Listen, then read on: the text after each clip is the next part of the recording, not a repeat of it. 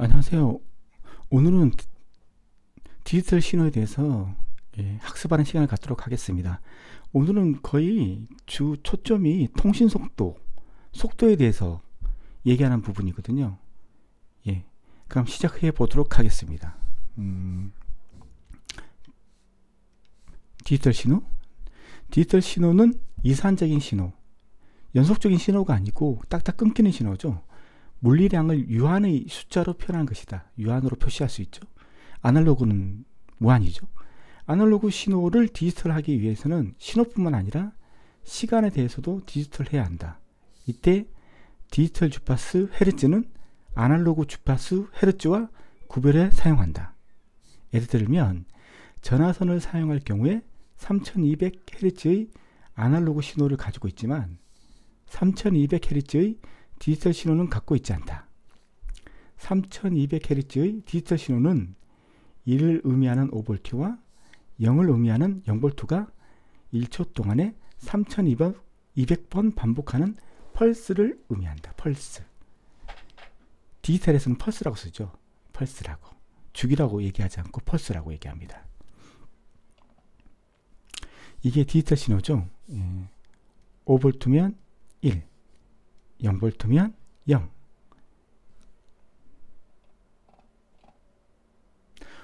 오늘의 주 핵심은 통신 속도입니다. 통신 속도. 데이터 통신에서 나오는 통신 속도에 대해서 학습하는 시간이죠. 데이터 통신에서 나오는 세 가지 개념이 있죠. bps, 비트 퍼 세컨드, 초당 1초에 전송되는 비트 수. 그 다음에 보호라고 부르죠. 보호, 변조 속도, 그 다음에 배열어 속도. 이 세 가지가 나오거든요. 그래서 이 세 가지의 차이점을 먼저 미리 자세히 이 밑으로 내려가면 자세히 설명하겠는데 우선 큰 개념에서 이 세 가지의 차이점을 한번 알아보도록 하겠습니다. 배열어에서도 BPS를 사용합니다. BPS. 근데 여기서 사용하는 BPS와 여기서 사용하는 BPS가 틀리죠. 우리가 일반적으로 사용하는 BPS는 그냥 컴퓨터가 전송하기 위해서 보내는 데이터를 보낼 때 그때 쓰는 게 BPS입니다. 초당 1200 BPS, 초당 1200 비트를 전송했다. 이때 BPS 사용하는 BPS가 여기 BPS죠.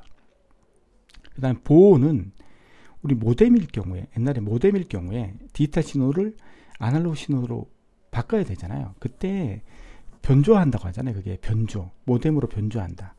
이게 보호인데 이 변조하는 데 걸리는 시간, 이게 이제 보호입니다. 변조하는 데 걸리는 시간. 모뎀에서 변조하는 데 걸리는 시간, 보호. 그 다음에 이 배열어가 실제 변조가 끝난 후에 인터넷에 전화망을 통해서 이 상대방한테 도착하기 전까지 이 구간에 이제 그 전송되는 속도가 배열어 속도입니다. 그래서 우리가 일반적으로 통신 속도 하면 배열어 속도를 얘기할 수가 있다는 거죠. 배열어 속도. 자, 그럼 배열어 속도하고 BPS가 뭐가 틀립니까? BPS는 그냥 정보만 있죠. 정보. 그냥 정보만 가지고 있는 거잖아요. 근데 배열어는 어떤 거잖아요? 정보 플러스 여기 전송을 하기 위해서 필요한 것들이 있잖아요. 에러 제어 플러스 흐름 제어. 정보를 정확하게 그 다음에 그 손실 없이 보내기 위해서 필요한 제어 비트 같은 것들, 이런 흐름 통신에 필요한 그런 비트들이 또 붙게 되잖아요. 그래서 배열어는 정보 플러스 이런 실제적인 이런 것까지 포함해서 보내는 속도이기 때문에 배열어 속도가 통신 속도라고 볼 수 있는 겁니다. 그렇지만 배열어에서도 BPS를 쓰기 때문에 일반적으로 BPS라고 하면 배열에 쓰는 BPS도 BPS이기 때문에 BPS 하면 통신 속도라고 말할 수 있는 거죠. 예. 변조 속도도 통신 속도에 들어가잖아요. 변조한 후에 보내기 때문에 그것도 이제 통신 속도에 들어가기 때문에 변조 속도도 보호도 기본적인 통신 속도 안에 다 들어가는 거죠. 그래서 BPS, 보호, 배열어에서도 BPS를 쓰고 있고. 그래서 이 세 가지 속도에 대해서, 전송 속도에 대해서 학습하는 시간을 갖도록 하겠습니다. 자, BPS, 비트레이트, BPS, 비트율, 초당 얼마나 많은 데이터 비트를 전송할 수 있는가를 말한다. BPS도 초당, 세컨드, 비트. BPS는 비트 퍼 세컨드로 초당 보낼 수 있는 비트의 수를 나타낸다. 이것은 모뎀의 전송 속도를 측정하는 단위로 사용되었다. 옛날에는 이 BPS라는 게 똑같았죠. 왜냐하면 지우고 하겠습니다. 깨끗하게 지우고,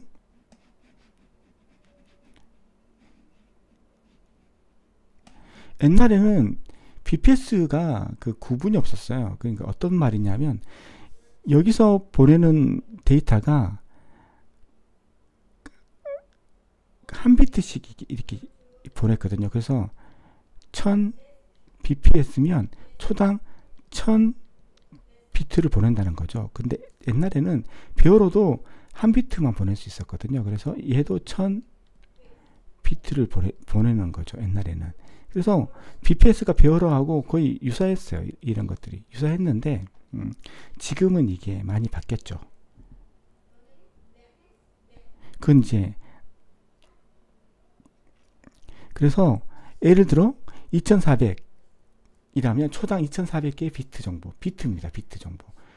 비트. 이게 또 비트를 짚고 나가야죠. 비트, 니블, 바이트, 오드 뭐 이런 식으로 바뀌잖아요. 그러니까 한 비트, 4비트, 8비트, 16비트 뭐 이런 식으로 바뀌잖아요. 예, 그때 가장 최소 단위, 최소 정보 단위 한 비트. 한 비트를 전송하는데 필요한 시간을 구하면 2400 나누기 1을 해서 416.6 마이크로세크가 돼요. 이건 그냥 눈으로 보시면 돼요. 이게 시험에 나온다는 게 아니고 이런 것도 있다 이렇게 보시면 되고, 그 다음에 비트 간격이 있습니다. 비트 간격. 하나의 단일 비트를 전송하는데 요구되는 시간, 비트율의 역수이다. 비트율의 역수이다. 즉 비트율 분의 1이 비트 간격. 이거겠죠. 이걸 말하는 거겠죠. 비트율. 2400 bps 분의 1 비트율, 비트 간격. 그래서 여기 위에서 보면 얘기는 안 나왔군요. 이 밑에 보면 비트 간격이 이거죠. 한 비트 이거, 그리고 0의 한 비트 이게 비트 간격이죠. 이거의 간격, 이거의 간격, 이게 비트 간격.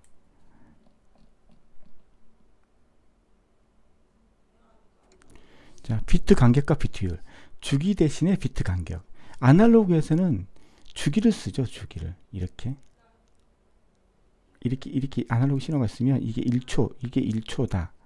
그때 똑같은 패턴 하나, 이게 주기죠. 이게 주기죠. 주기. 그 다음에 디지털에서도 똑같죠.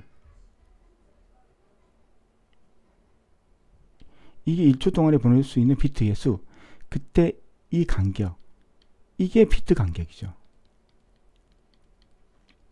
그래서 아날로그에서는 주기, 비트 간격 이렇게 쓰는 거고, 그 다음에 1초 동안에 이 주기들 몇 개의 주기를 보낼 수 있느냐, 이게 이제 주파수죠. 1초 동안에. 그 다음에 1초 동안에 몇 개의 비트를 보낼 수 있느냐, 이게 비트율이고, 이게 아날로그 디지털에 따라서 주기를 쓰느냐, 주파수를 쓰느냐, 비트 간격을 쓰느냐, 비트를 쓰느냐, 이게 좀 틀려지는 거죠. 네. 자, 문제. 디지털 신호가 2000 bps의 비트율, 비트 간격은 비트율이라면 비트율 간격은 얼마인가? 그러니까 비트율이 2000 bps 분의 1. 그러면 이렇게 나오겠죠. 예. 이렇게 나올 겁니다. 시험에서는 뭐 이걸 구하는 게 아니고 여기까지 나오겠죠. 이렇게 나오겠죠. 예, 나온다면.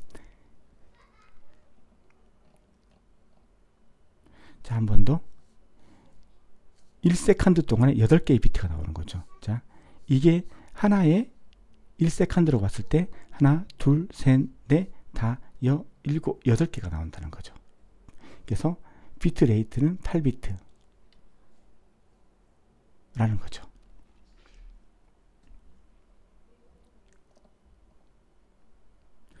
보호 레이트죠. 보호. 자, 이 신호 파형을 이렇게 바꾸는 거, 이 보호, 변조하는 거죠. 디지털을 아날로그로 변조하는 거. 보호가 변조 속도, 변조. 바꾸는 거죠. 이렇게. 신호 파형을. 이렇게 반송 파형으로 바꾸는 거. 이게 보호죠. 보호 레이트는 초당 얼마나 많은 심볼이 의미 있는 데이터 묶음을 전송할 수 있는가를 나타낸다. 만약 하나의 신호 요소가 2비트로 구성되어 있는 경우라면 보호는 BPS의 반이 된다. 즉, 한 보호 동안 2비트가 전송된다. 일반적으로 신호를 한 비트로 여긴다면 보호와 BPS는 같은 단위가 된다. 이건 좀 설명을 좀 드리면 뭐 설명할 것도 없지만 먼저 광고 말씀드리겠습니다. 여러분의 후원이 더 좋은 동영상을 만드는데 초석이 됩니다. 혹시 제 강좌가 마음에 들었다면 금액에 상관없이 이 후원 계좌로 입금해 주시면 감사하겠습니다. 후원해 주시면 감사하겠습니다. 입금 통장 표시 내용에 후원 핸드폰 번호를 입력해 주십시오. 나중에 제가 혜택을 드리기 위해서 핸드폰 번호를 알고 있어야 되잖아요. 이름은 너무 동일인이 많기 때문에 핸드폰 번호가 유일한 식별자가 되는 거죠. 자, 이게 지금부터 이제 해야 될 게 뭐냐면 BPS하고 보호와의 관계죠. BPS 보호하고 관계. BPS 보호의 관계. 이게 바꾸는 거잖아요. 그러니까 이 BPS가 이렇게 디지털 신호가 막 들어와요. 이걸 이제 전송하기 위해서 이제 아날로그 신호로 바꿔야 되잖아요. 변조를 해야 되잖아요. 변조가 나오면 모뎀이죠. 모뎀으로 변조를 해서 아날로그로 쌓아야 되는데 이때 이 신호를 이제 심볼로 묶는 거죠. 심볼로. 그래서 심볼을 묶을 때 이렇게 묶을 수 있다는 거죠. 이렇게 신호가 딱 들어오면 이게 한 비트 다 의미가 있는 거잖아요. 그래서 심볼로 묶는 게 한 비트씩 묶어버리면 이게 BPS 니코르 보호가 같아지는 거죠. 한 비트만 묶으면. 근데 이 신호가 있는데 이걸 2개로 묶었어.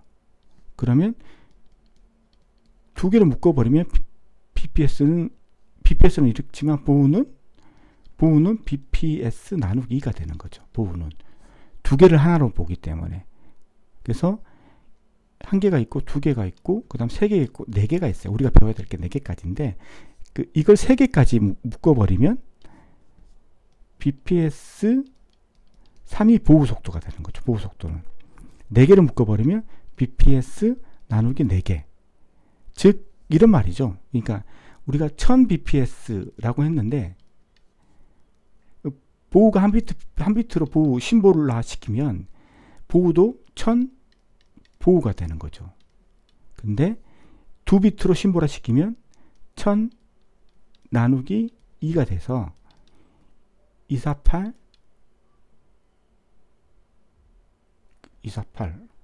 얼마지? 250 500 보호가 되는 거죠. 만약 3으로 나누면 3개가 필요하면 3으로 하면 3319, 3319, 3319, 3319, 333 보호가 되는 거죠. 이렇게. 이제 이 BPS를 보호로 바꿀 때 심볼화 시키는 거예요. 심볼화. 한 비트로 심볼화 시킬 수 있고 2비트를 하나로 볼 수 있고 3비트를 하나로 볼 수 있고 4비트를 하나로 볼 수 있는 거죠. 이 보호로 이 심볼화 시킬 때. 이제 이거에 대한 설명을 드릴 거거든요. 네. 그래서 이제 어떻게 하는지에 대해서 이제 한번 보겠습니다. 그 얘기를 했던 거고 지금 얘기가. 그래서 보호 레이트는 초당 얼마나 많은 심볼. 그러니까 BPS를 심보라 시킨다는 거죠. BPS를 심보라 시키지. 심보라. 심보. 묶는다는 거죠. 묶어. BPS를 묶어. 당연히 묶었으니까 BPS보다는 작아지겠죠. 맞잖아. 네. 만약 하나의 신호 요소가 2비트로 구성되어 있는 게 2비트로 묶어버리면 BPS를 2비트로 묶어버리면 2분의 1이 되는 거죠. 보호는 2분의 1. BPS.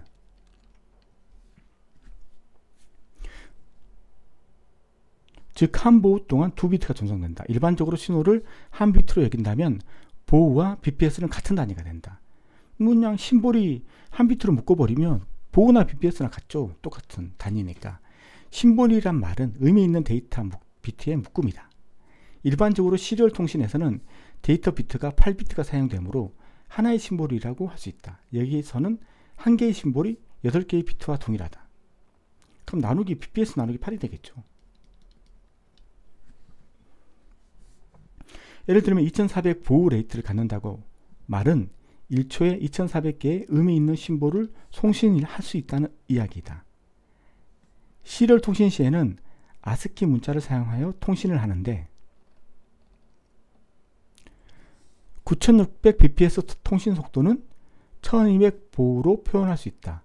그러면 9600 나누기 1200 하면 8이 나와요. 그러니까 이 BPS를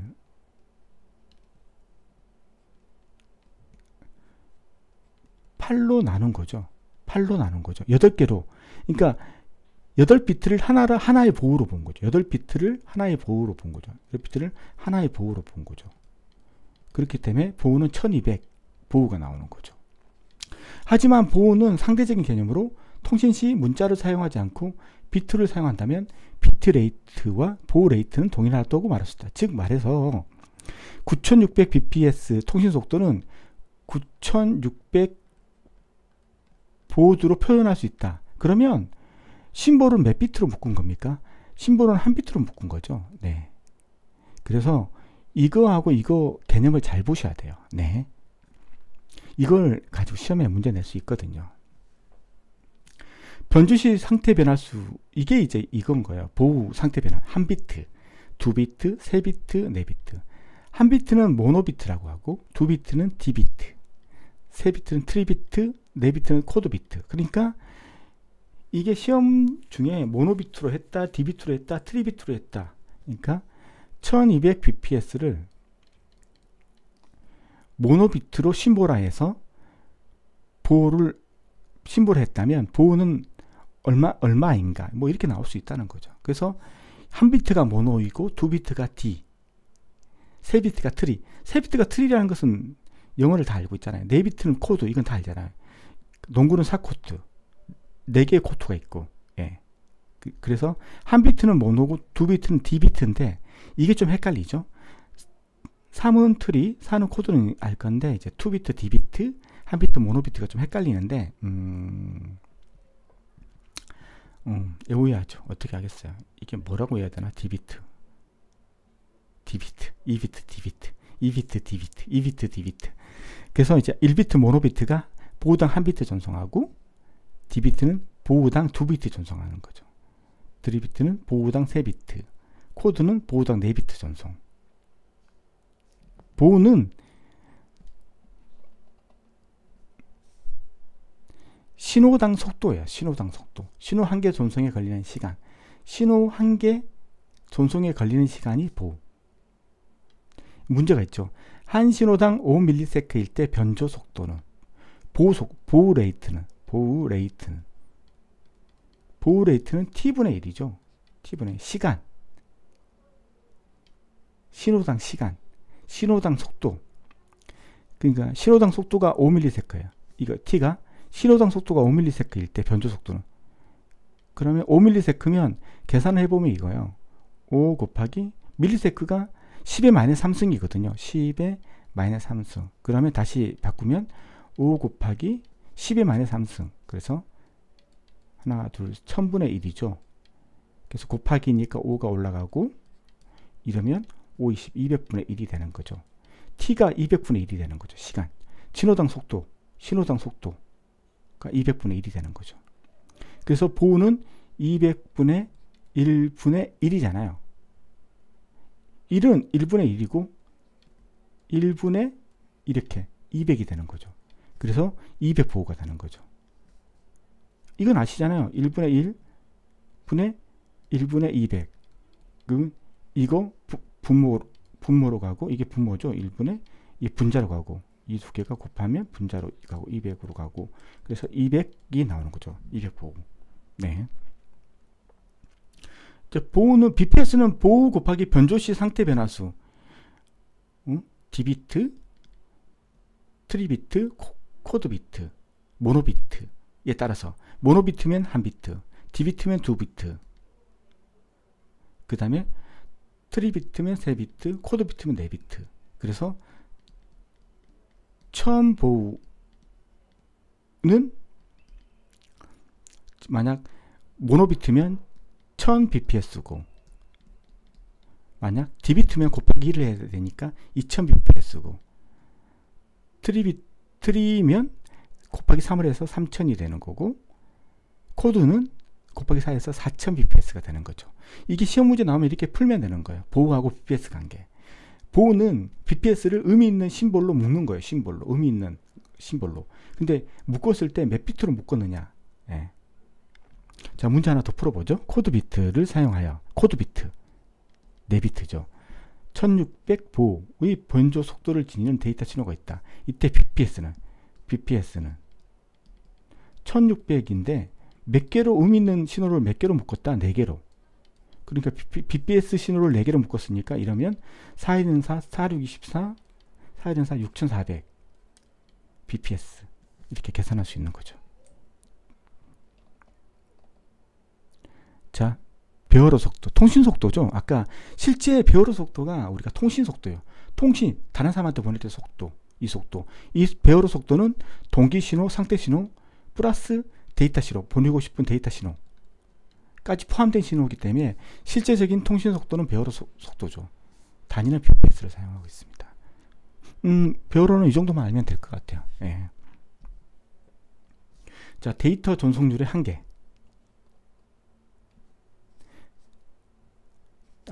딱 알맞게 끊어졌네. 이렇게 할까. 데이터 전송률의 세 요소. 대역폭. 우리 주파수 했죠. 최고 주파수, 최저 주파수가 대역폭이잖아요. 이 가역 대역폭수. 그러니까 데이터 전송률, 전송 속도하고 관련이 되어 있는 게 이 대역폭이고 사용 가능한 신호 준위, 시그널 레벨이죠. 시그널 레벨. 나오겠지만 시그널 레벨이 이거죠. 시그널 레벨. 만약 왜 이렇게 했지? 이렇게 했을 때 신호가 이렇게 된다면 신호 레벨, 신호 준위, 시그널 레벨은 5V 하나, 0V 하나 두 개 있죠. 시그널 레벨. 신호의 레벨은 두 개가 있잖아요. 맞죠? 만약 이런 신호가 있다. 만약 이런 신호가 있다.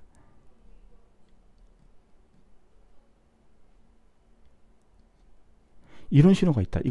이건 잘못된 거예요. 그러면 이거 신호 레벨 하나, 그 다음에 이거 하나, 그 다음에 이거 하나. 세 개가 있죠. 세 개가. 이때 이제 시그널 레벨, 사용 가능한 신호 준위. 이 신호 준위가 몇 개 있느냐에 따라, 시그널 레벨이 몇 개 있느냐에 따라서 속도가 틀려진다는 거죠. 그 다음에 잡음, 채널의 품질, 잡음은 없을 수가 없거든요. 다 잡음이 있잖아요. 우리 목소리가 잡음이 없으면 내가 소리를 지르면 이게 지구까지 들려야 되는 거죠. 그렇지 않다는 거죠. 잡음이 있기 때문에 제 소리도 조금만 더 가면 없어진다는 거죠. 그죠? 데이터 전송률을 계산하는 두 가지 이론적 수식이 있습니다. 여기 있는 문제가 나오지 않을 확률이 높아요. 그렇지만 우리가 공부하는 게 뭐 정보 처리를 위해서 공부하는 사람도 있겠지만 더 높은 뭐 정보 시스템 감리사 같은 거 이런 거 할 때는 그 시스템 감리사는 정말 폭이 넓고 깊어요. 그래서 다양한 걸 알고 있으면 높은 점수를 얻을 수 있거든요. 그리고 정보 시스템 감리사가 시험 칠 때마다 40명인가 20명밖에 안 뽑아요. 20명인가? 20명일 거야 아마. 그러니까 그 성적 순으로 매겨서 20등까지만 합격 먹고 나머지는 다 탈락이죠. 물론 60점 이상 받아야 되겠죠. 그 다음에 까락 40점 없어야 되겠죠. 5개의 그 과목 중에서 까락이 쓰면 안 되고 이러면 떨어지고 평균 60점이 안 되면 떨어지죠. 이런 사람 말고 이 규칙이 여기에 통과한 사람들 중에서 순위를 매겨서 20등까지만 합격을 시켜요. 1년에 한 번씩 시험 치잖아요. 감리사가 5월달 6월달에. 그렇기 때문에 넓고 깊기 때문에 많은 걸 알아야 돼요. 예. 그래서 그냥 그런 생각을 가지신다면 그냥 한번 보시는 것도 나쁘지 않다고 생각합니다.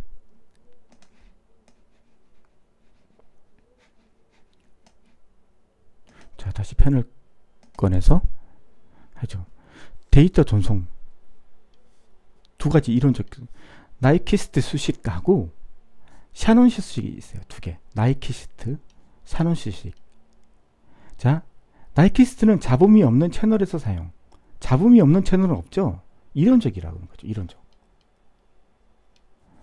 그 다음에 샤논 수식은 잡음이 있는 채널에서 사용. 그러면 샤논은 무조건 좀 알고 있어야 되는 거죠. 이게 이제 현실적인 거잖아요. 잡음이 있는 채널에 사용하는 이론이니까.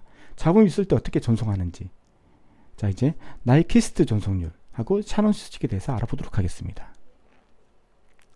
신호 준위, 시그널 레벨, 특정 신호로 나타낼 수 있는 값들의 개수를 말한다. 이 값 5V 하나, 0V 하나. 이거 두 개죠. 5V, 5V, 0V, 0V, 0V, 5V. 맞죠? 자, 이건 5V, 0V, 마이너스 5V. 세 개죠. 그래서 시그널 레벨, 신호 준위가 세 개고 이건 두 개라는 거죠. 5V, 0V, 5V, 0V, 마이너스 5V. 이건 세 개고. 데이터 준위 개수는 데이터를 나타내는데 사용되는 값들의 개수. 신호가 세 개면 나타낼 수 있는 데이터도 세 개라는 거죠. 예. 같다는 거죠. 시그널 레벨하고 데이터 레벨은 같다는 거죠. 자, 나이키스트 전송률에 대해서 알아보도록 하겠습니다. 나이키스트 전송률은 잡음이 없는 채널의 경우 사용합니다. 잡음이 없대. 잡음이 보내는데 해선이 잡음이 없대. 이론적인 겁니다. 대역폭은 자, 이게 식이에요. 전송률 식이죠. 대역폭은 채널의 대역폭. 그냥 우리가 알고 있는 대역폭이에요. 그 다음에 L은 데이터를 나타내는데 사용하는 신호 준위. 아까 시그널 레벨 있잖아요. 5V, 0V, 마이너스 5V. 그러면 지금 5V하고 0V만 있는지 아니면 5V, 0V, 마이너스 5V 이렇게 세 개가 있는지 이게 이제 들어가는 신호 레벨이 들어간다는 거죠. 이 공식은 이래요. 공식이 쉽죠? 두 개의 신호 준위를 갖는 신호를 전송하는 300Hz, 3000Hz 대역폭을 갖는 그래서 이제 넣는 거죠. 대역폭이 3000이래. 3000 넣고 그 다음에 두 개의 신호 준위대. 신호가 두 개 있죠. 5V, 0V. 그럼 여기다 두 개를 넣어. 이 공식에다. 그럼 계산하면 2 곱하기 3000은 6000이잖아요. 로그 위에 2는 1이잖아요. 물어볼 때 이거 계산해서 6000bps 나오진 않겠죠. 왜냐하면 이거 계산하기 힘드니까. 물어보면 이 정도 나오겠죠. 근데 기본적으로 이렇게 나올 수도 있으니까 로그 위에 2는 1이라고 알고 있으면 되는 거죠. 4개의 신호 준위 4가 되는 거죠. 그 다음에 나머지는 동일하대요. 그래서 이게 대역폭이 3000이래요. 그러면 이제 얼마냐면 이게 6000이잖아요. 그 다음에 로그 2의 4는 1이에요. 그래서 12000 bps가 된답니다. 이렇게 계산하면 돼요. 네. 이 막상 보니까 그렇게 어렵진 않잖아요. 네. 어렵나? 자, 이제 샤논. 잡음이 있는 채널. 이게 이제 현실적인 세계에서 할 수 있는 최대 전송률을 결정하는 수식이다. 전송하는 속도. 대역폭은 채널의 대역폭. 이게 계산식이에요. 쉽잖아요. 로그 2. 나이키스트는 2가 붙었는데 이건 없어. 대역폭 곱하기 로그 2. 1 플러스 SNR. 신호에 대한 잡음 비율. 잡음 비율이에요. 잡음 비율. 대역폭이 있고 잡음 비율을 넣는 거죠. 자, 한번 해볼까요? 신호 대 잡음의 비율 값이 거의 0인 잡음에 가까운 채널을 생각해보자. 잡음이 너무 강해서 신호가 약해진다.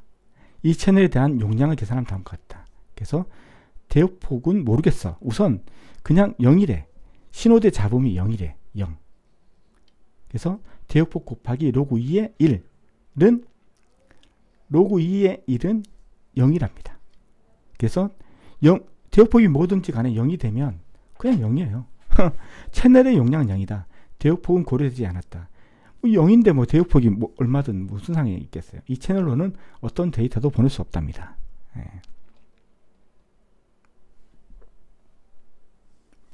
일반 전화선의 이론적인 최고 데이터 전송률을 계산할 수 있다. 전화선은 일반적으로 3000Hz, 300Hz에서 3300Hz의 대역폭을 갖는다. 신호대 잡음의 비율이 보통 3162. 그래서 3000 대역폭 헤르츠 곱하기 1 플러스 신호대 잡음비. 이렇게 놓으면 돼요. 그럼 이렇게 나오는데 설마 이게 문제 나오겠어요? 나오더라도 이 정도만 나오겠지. 이 정도를 물어보겠죠. 공식을 알고 있느냐 모르고 있느냐. 네, 오늘은 아날로그 디지털에서 디지털 신호에 대해서 학습을 했고요. 지금 제가 하는 수업은 계속 반복하고 있어요. 그래서 지금 여기에서 뭐 통신 속도를 얘기할 수 있는 얘기 안 해도 되는데 이렇게 얘기하는 것은 나중에도 또 통신 속도가 또 나오거든요. 이게 반복하는 거죠. 제가 들어본 바로는 사람이 3번 들으면 그걸 기억할 수 있는 발판이 된대요. 그래서 계속 반복하는 수업을 진행하려고 합니다. 오늘은 이 정도까지 하고요. 다음 시간에 또 뵙겠습니다. 감사합니다.